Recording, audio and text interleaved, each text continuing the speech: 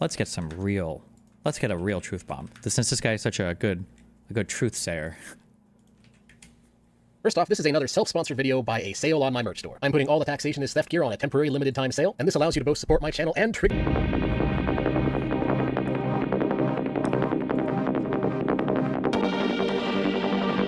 Most people are drowning in their delusional ignorance without knowing that their suffering was created by themselves. Wow. Unless you've been living... Hey, internets, so you may have heard of something known as Trump derangement syndrome, because unless you've been living under a rock since the last week, you may have noticed that Trump has actually been inaugurated, and he is, in fact, the official president now. Which, aside from that meaning that he's just signed a bunch of executive orders that undid a lot of what the Biden presidency did, and all the other things that have been happening recently, what it really means is that we are about to see a lot more TDS than we normally see. I imagine much of mainstream journalists will return to a state of TDS. I imagine that a lot of what RedTube's content will look like will just be 4 years of TDS. Basically, we're going to see a lot of TDS and a lot of people talking about TDS. And the issue with that is that a lot of people talk about TDS or show signs of TDS with nobody knowing what TDS actually is. And that's what this video is going to remedy. Yes, finally, let's talk about it. So, ever run into a pesky piece of shit who seems to be destroying every single thing the Trump admin is doing with facts and logic? Well, now we've created a clever shortcut called TDS, so that every single time somebody gives a criticism against dear leader Donald Trump, you can easily dismiss every single thing they say by simply calling them deranged. LOL. To help everybody out in understanding the next 4 years of political discourse by going over what the diagnostic criteria for Trump derangement syndrome are and how the disease actually presents itself. Because a lot of people may know how to spot TDS on the surface, but not really fully understand just what exactly is going on inside these people's heads. Because it's actually kind of interesting. It's not just funny, it's actually quite fascinating how the rusty cogwheels in these people's brains churns, and the absurd lengths that they will go to accidentally humiliate themselves. But also, aside from being kind of funny, it's important to be able to spot Trump derangement syndrome in the wild, because it's also a way to detect bad takes. So knowing how to spot TDS can also save you a lot of time, because it lets you know which journalists out there aren't really worth paying any attention to. As they have unfortunately come down with this very horrible disease that tends to cause people to completely lose their minds. So first off, what exactly is Trump derangement syndrome? What exactly can we consider the diagnostic criteria for it? And what about it specifically differentiates itself from simply disliking Donald Trump? Well, the first and most important component is bad faith. This is the main symptom of TDS required for a diagnosis. When someone has TDS, everything that Donald Trump says or does is interpreted by them in the most utterly insane and unhinged bad faith light imaginable. Whenever somebody says or does something, it can always be interpreted in many different ways. Okay. For example, if someone says the phrase, "I hate waffles," there are many ways to interpret that. The realistic and most likely interpretation is that they just don't like to eat waffles. But it's also possible for someone to analyze that statement further and extrapolate a lot of things from it that may or may not make a whole lot of sense. For example, a bad faith interpretation of it is that when they say, "I hate waffles," what they really mean is that they hate Waffle House. And then they may commit a further leap in logic where they assert that because they hate Waffle House, they then go by the association of it with African American culture to say that they must be racist against black people, all from the statement, "I hate waffles." That would be an... I'm so sorry, and I just might not know. I thought that the stereotype for Waffle House was white trash, not African Americans. Am I crazy? Or maybe he's just using this as an example and just happened to use the exact opposite. You're wrong. Why not both? It's a crossroads.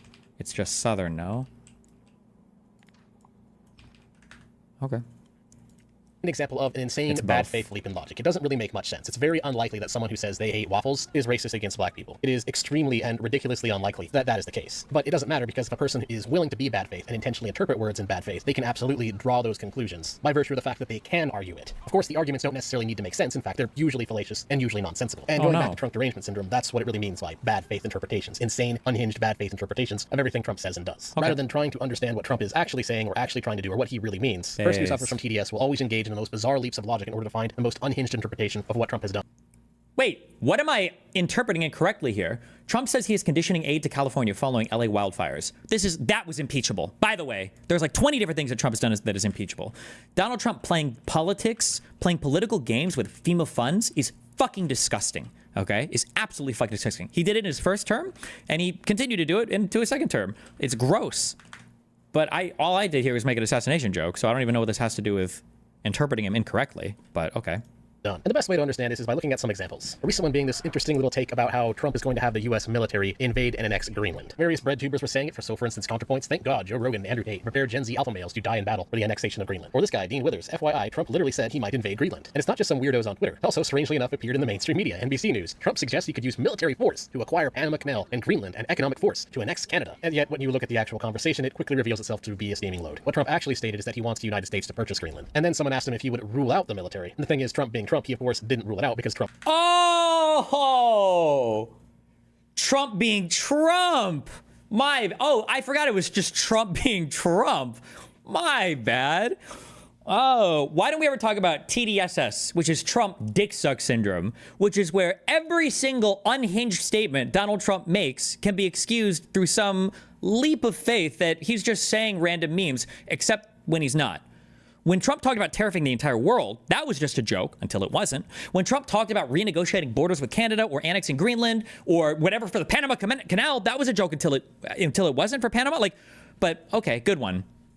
Trump doesn't rule anything out. This has been a consistent thing with Trump, a silly thing with Trump, and kind of a dumb thing with Trump, because it's something that tends to bait people a lot. But when you ask Trump if he would rule something out, he usually doesn't say that he'll rule it out. And knowing that, it becomes very, very unlikely that Except that's not true, because when you talk about him, will you do a strong thing against Russia or, what was the particular statements? It had to do with are we going to apply pressure to Russia or something? And he was like, no, Russia's got the upper hand, so it's Ukraine that has to, figure out what peace deal looks like, or it's Ukraine, the onus is on Ukraine to do this. He has no problem with some people saying that, he's not going to put pressure on them. It's up to the other party. But then with other people, he'll say, oh no, I've never taken anything off the table. That's bullshit. Everybody knows it's bullshit. This is a Trump derangement syndrome argument. I don't think this guy, I don't know how far along the Trump derangement line this guy is for the brainwashing. If he genuinely believes what he's saying right now, or if he's just working the propaganda angle.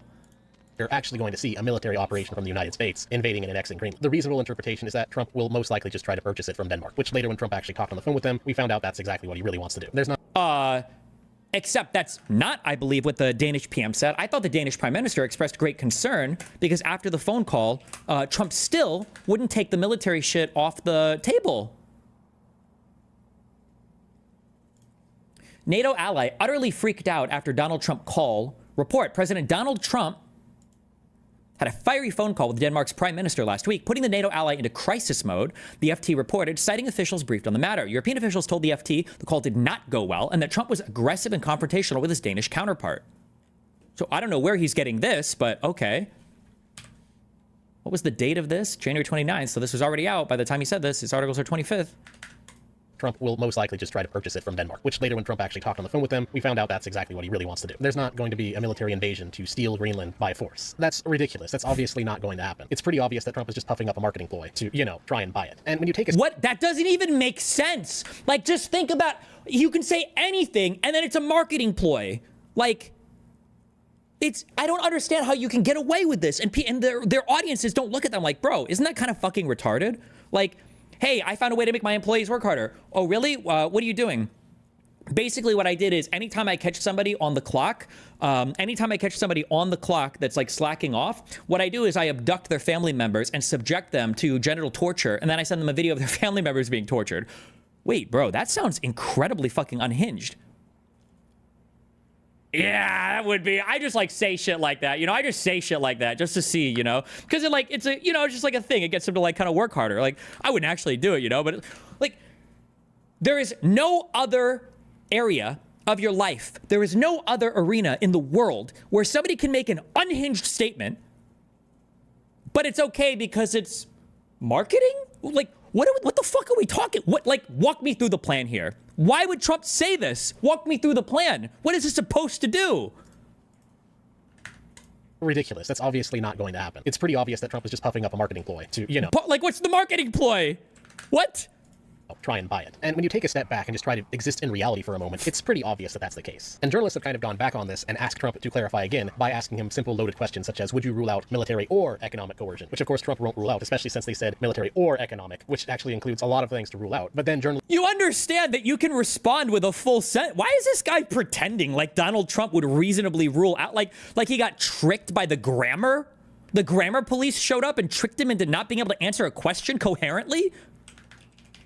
Let's report it as only saying that he didn't rule out the military. They conveniently leave out the part of the conversation where they were also having an either or factor in there in regards to economic methods. And this is where we can kind of identify one of the... Oh no, not the either or trap. Oh no. Main causes of TDS, which is mainstream media sensationalism. Whenever Trump says something that can be interpreted in a weird way, often the media will intentionally interpret it in that way just so they can get a clickbait title out of it, which is just another way of how the bad faith operates. A lot of times bad faith interpretations come from intentionally taking things out of context or leaving things out of the conversation in order to make it seem like their bad faith interpretation isn't as crazy as it actually is. And what's interesting is that this tends to come in stages. So for instance, stage 0 of Trump derangement syndrome would be simply disliking or hating Donald Trump. However, at this stage, TDS isn't really apparent. They aren't necessarily guaranteed to move on to stage 1. It's just the beginning requirement to get TDS. But then you reach stage 1 of TDS. That's where the bad faith arguments and bad bad faith interpretations start to come to a boil. The difference here being that someone at stage 0, aka someone who doesn't have TDS but could get TDS if they aren't careful, is that stage 1, once TDS is actually started, people begin to ignore reality. And I think the best way to see some stage 1 content is to go all the way back to 2016 and reread some journalist takes about why Donald Trump was definitely certainly not going to win. There was an interesting kind of journo obsession at the time, kind of trip over themselves. Our example of TDS is people thinking that Donald Trump couldn't win. You understand that that was everybody, right?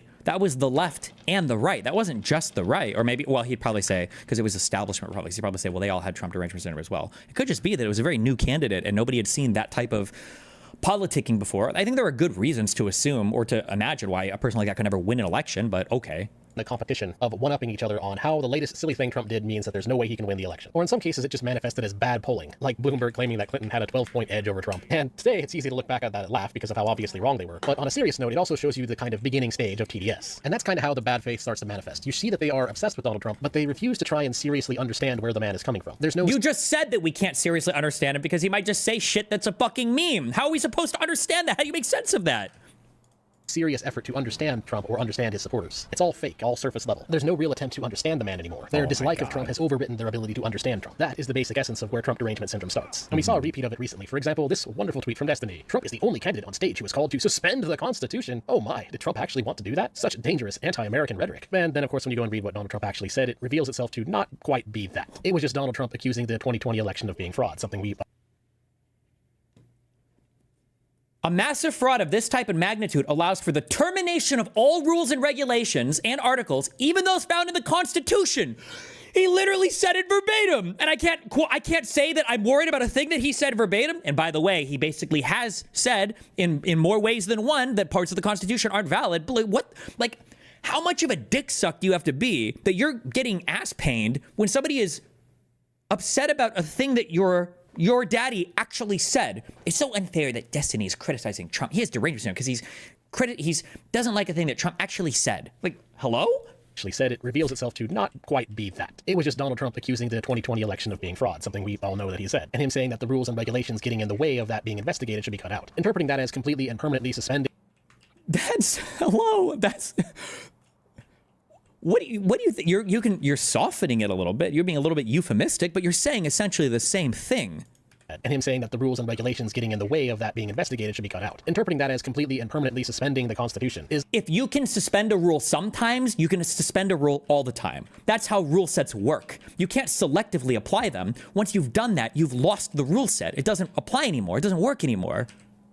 A very absurd bad faith way to look at it. The more realistic understanding is that Donald Trump wanted to cut all red tape in regards to investigating the 2020 election. And then going back further to examine this tweet from Destiny, why is he quoting Elon Musk about Trump vetoing any national abortion ban? There's absolutely no relation to the post in the context, which means this is also a pretty good example of where stage 2 of Trump derangement syndrome is leading to, which is that people suffering from TDS for a long enough period. Trump is the only candidate on stage who is called to suspend the Constitution. Anti-American, unpatriotic losers who worship a cult leader more than they respect our country will excuse this because they put Trump before country, family, and God. True! At times start to show signs of manic obsession. Not only is everything Trump doing and saying interpreted in bizarre bad faith manners, but they also feel the need to bring it up in random cases and random contexts where what they're saying has absolutely nothing to do with the context. Oh, also, by the way, God bless Joe Biden.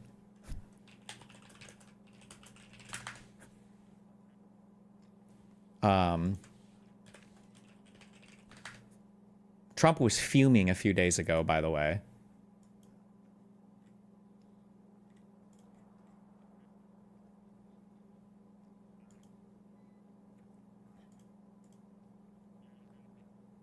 My doctor gave me breast treatment. Making everybody's life miserable. They really... Nice video.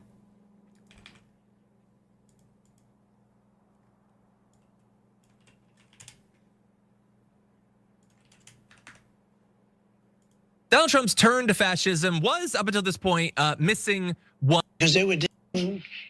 Whine about it. Take a look. Whoever operated the autoped was really the president, because I don't know. But Biden gave them all their freedom because they were dead. I mean, they literally... And you know how they announced it? It was like a little sentence in a document that nobody saw but me and a couple of others. Mm-hmm. It said, for the sake of clarity, we have decided to destroy all documents, destroy and delete all documents. Could you imagine if I deleted and destroyed all documents from? And this is a hearing, a big deal, Like the signal that was stuff? set up that shouldn't have been allowed to go forward, and that's it. Yeah. So we can't even go after them because they were pardoned. Based. Absolutely fucking based. Absolutely fucking based. Good job, Biden. Fuck this piece of shit, Trump. This fashy fuck. Weak. Good pardon. Get fucked. Biden pardoned everybody that worked on the J6 committee out of fears that Donald Trump would try to go after all of them. He'd stick the DOJ on them. What a god. What a god. What a god. Conversation at hand. And the stage of obsession is also where they start to begin this kind of single-minded focus on certain things about Trump they don't like. So for example, we can do a search on the OmniLiberal about Trump January 6th, and we find post after post after post of him absolutely obsessing over trying to convince people that the January 6th Capitol riot was an unironic attempt to overthrow. This like is a really popular new online thing. I think it was mainly started in the online world. Hassan does it, all the snarker communities do it, where if you talk about a thing and they don't really have much that they can say about it or they don't have a good counter for it, they just call you obsessed. And it's a way to say that like you can't criticize a thing or talk about a thing because if you do, you're obsessed over it. Like, okay. Throw the United States government. And I mean, just look at all the posts about this. This is not healthy. Or for a mainstream media example, CNN. Like, this isn't healthy? This is my job, motherfucker. What are you talking about? I get paid to do this shit. What? The basic summary of how Donald Trump was covered from the perspective of CNN can be seen as Orange Man bad, Orange Man very bad, Orange Man say bad thing, Orange Man do bad thing, over and over and over again, like it's the entire purpose of their network to say that Orange Man is bad and convince everybody that Orange Man is bad. You can almost be forgiven at points for forgetting that CNN is supposed to be a news network, because honestly, for a while there, it appeared as they had become the Orange Man bad network. Because the thing is, once people have reached this stage of What does he think conservative media does? Hello? Trump derangement syndrome, they need to confirm their bias even further, because bad faith, as it turns out, is really just a bias. Okay. This is Specific- retarded. There's like every retarded video ever made on. Hey, internets. So there's no denying that what happened on January 6, 2021 was a pretty stupid and pretty embarrassing display of some of the worst of Stupid and embarrassing. humanity. Riots can be, in layman's terms, described as when a bunch of adults decide to act like toddlers throwing a temper tantrum, and the violence that ensues tend to cause hundreds of thousands to millions of dollars of property damage while accomplishing, well, absolutely nothing of note. This is one of the reasons why it's important to condemn this type of behavior on all sides of the political spectrum. The vast majority of riots cause unnecessary suffering, and generally in the end just result in bad optics for the people that caused the riot, going against whatever cause they claim to believe in. Unfortunately, these bad optics can also sometimes be exploited by people on the opposing side for the sake of a political power grab through dishonest methods. And that's exactly what we see with the bizarre narrative of that the January 6th Capitol riot of 2021 was an actual serious coup attempt as an insurrection to overthrow the United States government. So in this video, I'm going to explain why this is an example of trying to make a mountain out of a molehill, which is an intellectually dishonest argument where events are greatly exaggerated, often as an attempt to play victim over a massively exaggerated wrongdoing in order to justify a heavily disproportionate response. The January 6th Capitol riot was many bad things, but calling it a coup is a really dishonest stretch of reality, and it's also completely inconsistent with the evidence of what actually happened. First off, before we even go anywhere, we must first start with forming an honest definition of what an insurrection is. This is extremely Okay. Let's start with forming a definition of what insurrection is. Are we going to consult old Supreme Court cases? Are we going to consult any of the historical record anywhere? Are we going to consult anything that was written by any scholars or current legal people or the Colorado Supreme Court, anybody that's like currently ruled on or talked about this? Or are we going to just make up our own fun definition? Let's find out. important because I recently saw a debate where Destiny tried to argue. Oh no, at least you saw my debate where I had a formal definition. Or are we going to go to the dictionary? My bad. Don't ever rule out the dictionary, okay? That's a good source of truth as well. Let's first start with forming an honest definition of what an insurrection is. This is extremely important because I recently saw a debate where Destiny tried to argue it was an insurrection while describing it as simply disruption of the peaceful transfer of power. This is a complete disruption of the peaceful transfer of power? That's the only thing I said? Oh, and this is my Alex Jones, Glenn Greenwald debate.